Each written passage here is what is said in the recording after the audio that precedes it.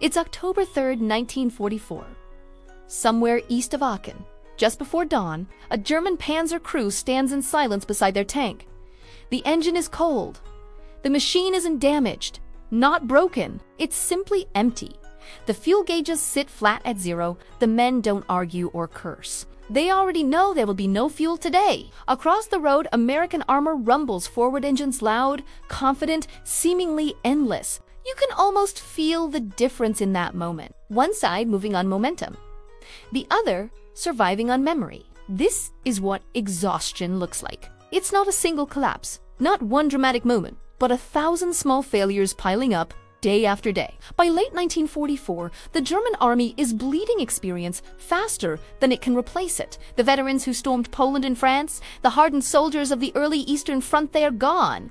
Killed, wounded, captured. What remains are teenagers and old men. Some are barely trained, many are terrified, and all are being thrown into battles that demand absolute perfection just to survive. The system that once produced elite soldiers is breaking down. Pilot training hours for the Luftwaffe are where pilots once trained for hundreds of hours. New replacements now enter combat with just a fraction of that experience. They die quickly, sometimes on their very first mission. Tank crews are rushed through abbreviated courses, learning on the job against seasoned enemies. Infantry units receive brand new rifles, but not enough ammunition to even practice with them. The army still looks formidable on paper. A vast collection of divisions and corps. But in reality, it's being hollowed out from the inside. Inside the Reich itself, exhaustion wears a different face. Factories run under constant blackout conditions, haunted by the drone of Allied bombers. Workers are so overstretched, they often sleep right beside their machines. Bomb damage isn't properly repaired. It's patched up just enough to get things running again. Rail lines are fixed just long enough to be bombed again a week later. The Minister of Armaments, Albert Speer, fights a losing battle against physics and time. He's a logistical genius trying to squeeze efficiency from chaos. He disperses production into underground facilities. He simplifies weapon designs to speed up manufacturing. He pulls off small miracles every day, but the numbers don't lie. Allied bombing doesn't need to destroy every single factory. It only needs to disrupt the flow. A delayed shipment of ball bearings here, a missing engine component there, a critical rail junction down for 2 days. In an army with no slack left in the system, those 2 days are fatal. Fuel becomes the absolute center of gravity for the entire war effort. The vital Romanian oil fields are lost to the advancing Red Army. The synthetic fuel plants, Germany's industrial lifeblood, are targeted relentlessly by Allied air power. By the autumn of 1944, the Wehrmacht is rationing movement itself. Training exercises are canceled to save gas. Reserve units cannot reposition to plug gaps in the line. Counterattacks are planned with meticulous German precision and then abandoned because the tanks simply cannot get to the battlefield. Panzer divisions exist on paper, but they cannot maneuver. And an armored force that cannot move is not an armored force at all. It's a steel coffin. General Heinz Guderian, the architect of the Blitz, writes memorandum after memorandum, desperately warning Hitler that the army is being consumed faster than it can be rebuilt. He demands withdrawals to shorten the front lines. He demands a concentration of forces to create a strategic reserve, but Hitler refuses.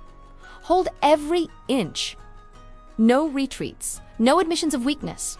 The result is grimly predictable. Units are left to be encircled and destroyed in place one by one. The strategy of holding everything ensures they will soon hold nothing. On the Eastern Front, German soldiers notice something chilling about their enemy.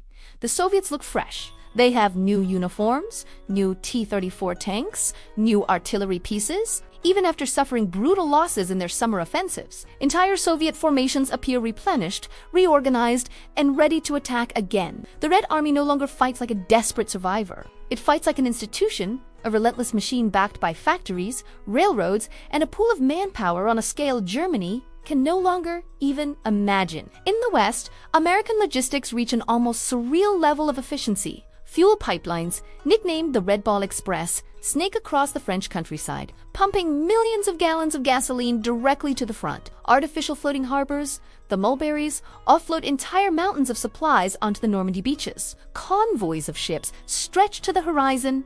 A broken-down Sherman tank is often replaced within hours, not days. A depleted American infantry unit is rotated out of the line, refitted, reinforced, and sent back into the fight. German commanders watch this spectacle with a mixture of disbelief and dread. They realize they are not just facing armies. They are facing industrial systems. Morale on the German side erodes quietly. It's not a mutiny or a panic. It's a slow, creeping despair. Letters home grow shorter. The dark humor that soldiers use to cope begins to disappear. Hope narrows from victory to stalemate to just simple, day-to-day survival. Officers still go through the motions. They still plan operations. They still issue orders and talk about future counterstrokes. But beneath the official language, the truth is understood by everyone. There is no recovery coming. Every battle now is just subtraction. Then, in December 1944, Germany attempts one last desperate gamble.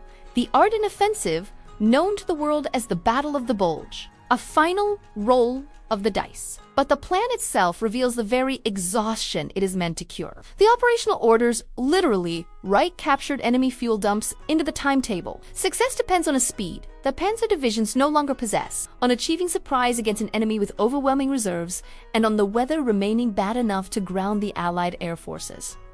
For a moment, it almost works. The surprise is total. American lines bend and in some places break. Confusion spreads, the world holds its breath. And then the fuel runs out.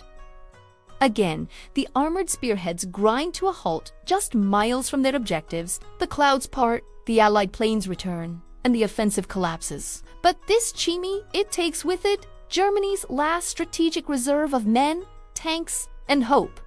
There will be no more gambles after this, only a grim, hopeless resistance. A German staff officer later described the feeling in those final months in simple, haunting terms.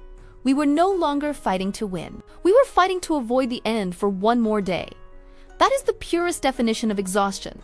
It's not fear or panic. It is the cold, certain knowledge that nothing you do, no matter how bravely or skillfully, can change the direction of the tide. As the winter of 1945 sets in, German generals begin to look beyond the battlefield. They think about the cities being turned to rubble, about the civilians caught in the crossfire, about what, if anything, will remain. The war has stripped them of every last illusion, and in that terrible clarity, a final realization forms when even darker than being outnumbered or outgunned. Germany is not collapsing because of a few mistakes or a single lost battle. It is collapsing because the modern world is too large, too interconnected, and too powerful to fight alone. And soon, the collapse will become visible to everyone. The end is no longer a possibility. It is an inevitability, arriving one cold, exhausted day at a time. Thank you for watching. If you found this look into history interesting, please consider liking the video and subscribing to the channel for more content like this. We'll see you in the next one.